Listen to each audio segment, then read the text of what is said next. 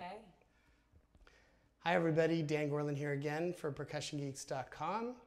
We have Tony Miceli and Gina Ferrera here to help me demonstrate a little bit more about the Ewe music and how it works and what's so cool about it.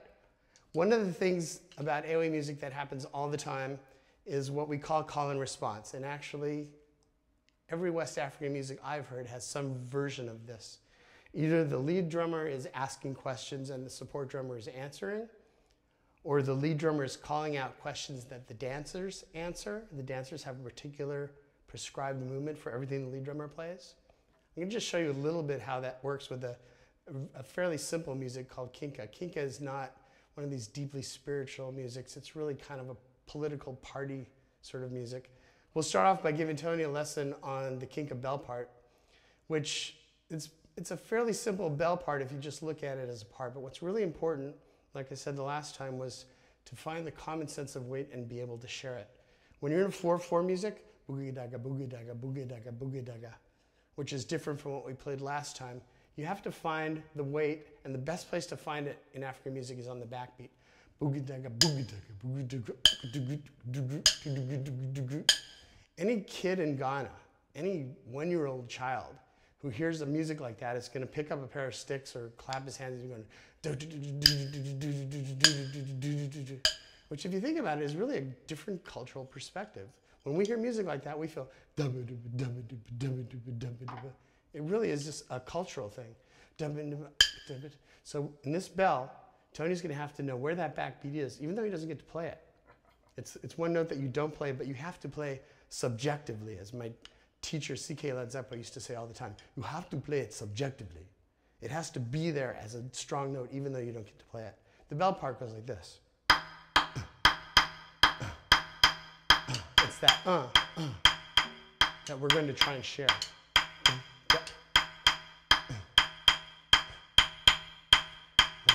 Two. 1, 2, 1, 2, 1, 2, 1, 2, 1.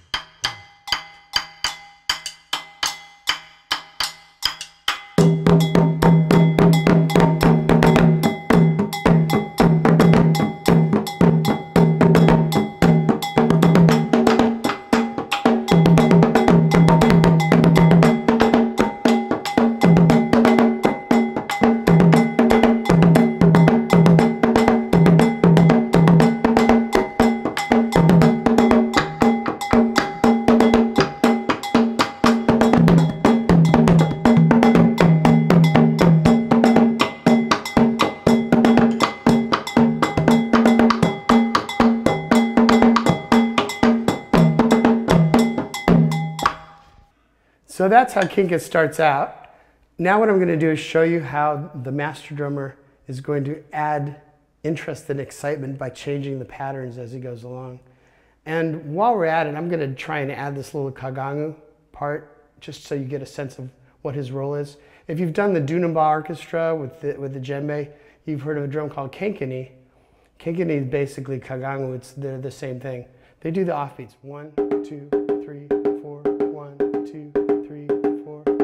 Or in the 6/8 music that we showed you earlier, they'd be going 1, 2, 3, 4, or some variation of that. Sometimes it's very fast. 1, 2. So he's always kind of in between. So I'm going to call a roll. She'll respond by saying ready, ready, and then I'll call a dialogue, and she doesn't know what I'm going to ask her to do, which is all the fun of it.